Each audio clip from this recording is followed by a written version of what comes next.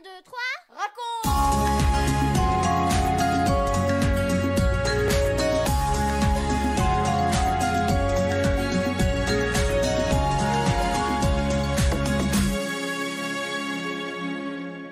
Bonjour les filles, bonjour les garçons, bonjour à tous les amis qui nous écoutent et à tous les parents bien entendu. C'est notre 32e émission 1, 2, 3 raconte, une émission spéciale pour les enfants, pour les parents, pour tous ceux qui ont à cœur de l'écouter. Aujourd'hui nous allons parler de terre, de jardin, de graines, de semences et de notre cœur.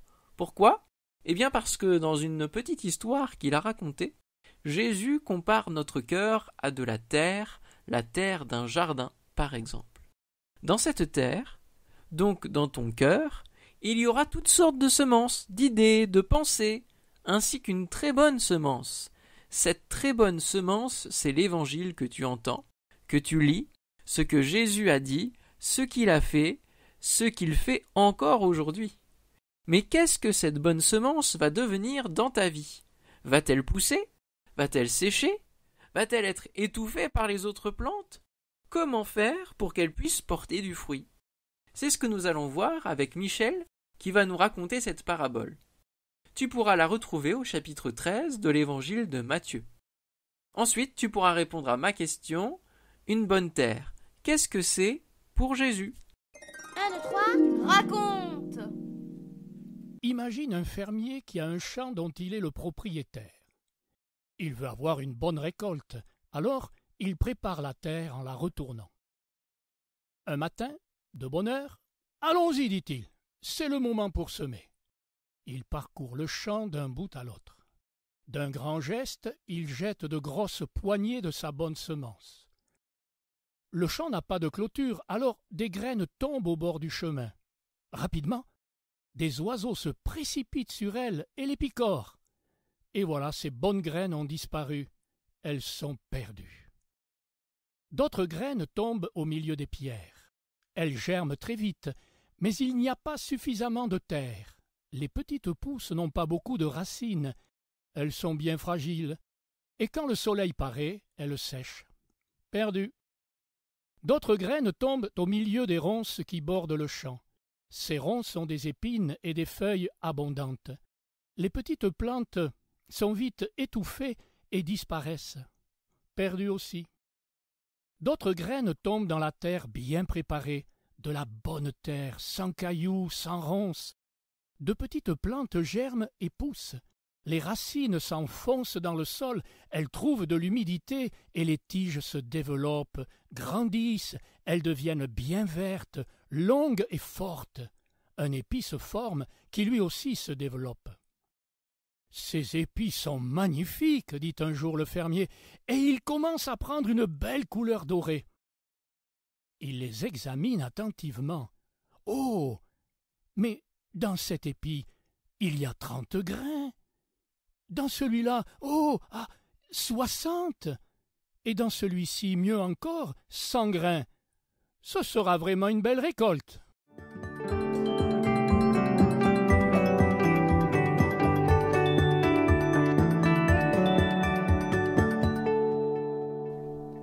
Un, 2, 3, 4. Et toi ? Et moi ? Bien, nous allons répondre tout de suite à la question de Benji. Qu'est-ce que c'est une bonne terre pour Jésus ? Une bonne terre. Eh bien, c'est une terre qui va permettre à la semence de se développer, de grandir et de porter beaucoup de fruits. Elle représente le cœur de celui qui aime entendre et lire l'Évangile, de celui qui croit en Jésus et qui veut faire ce qui lui est agréable, lui obéir. Alors celui-là, il porte de bons fruits en faisant ce qui est bien. Mais les grains picorés par les oiseaux, qu'est-ce qu'ils représentent ? Ils représentent toutes les paroles qui ont été entendues et qui, hop, en un instant, elles sont oubliées, envolées, il ne reste plus rien. Le terrain pierreux. Alors lui, il représente le cœur de celui qui est content d'entendre les belles histoires de Jésus, mais qui trouve que c'est dur d'obéir. Et puis, quand il y a des moments difficiles, il arrête de croire, il se décourage. En fait, il n'a pas de racines. Quant aux épines, alors, sais-tu ce qu'elles représentent, ces épines? Eh bien, c'est l'image des soucis, les préoccupations, les envies, les désirs qu'on peut avoir et qui prennent parfois tellement de place qu'ils étouffent et font oublier les bonnes paroles de Jésus. Je te propose de réfléchir à cette parabole, parce que c'est petit à petit qu'on la comprend de mieux en mieux. Et puis, quand tu te promèneras dans un champ de blé, par exemple, profites-en pour examiner les épis, les grains. Si tu rencontres un fermier, eh bien, questionne-le aussi.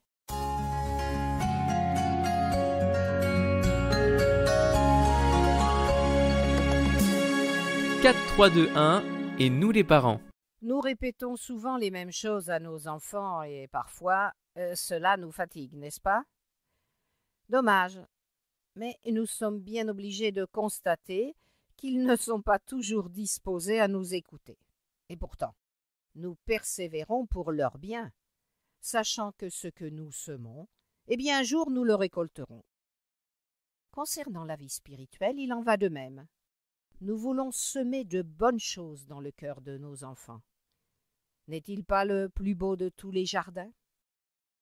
Très vite, les copains, les médias et bien d'autres encore viendront aussi déposer dans leur cœur toutes sortes de semences, de bonnes semences, mais aussi de mauvaises semences.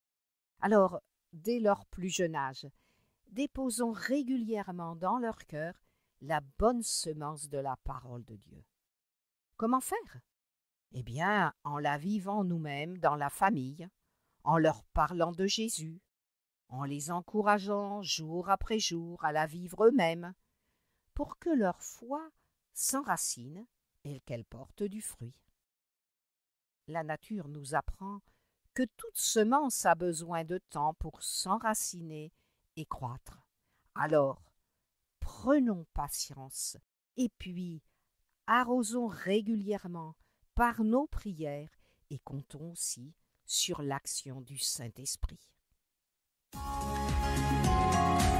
Vous venez de suivre l'émission 1, 2, 3 raconte avec Françoise et Michel Zanellato, Benjamin Lamotte, Céline Girardi, Baptiste Roland, Erwan, Yuna et la collaboration de Vital Radio ainsi que 365histoire.com. Si vous avez aimé cette émission, n'hésitez pas à la partager autour de vous. À bientôt!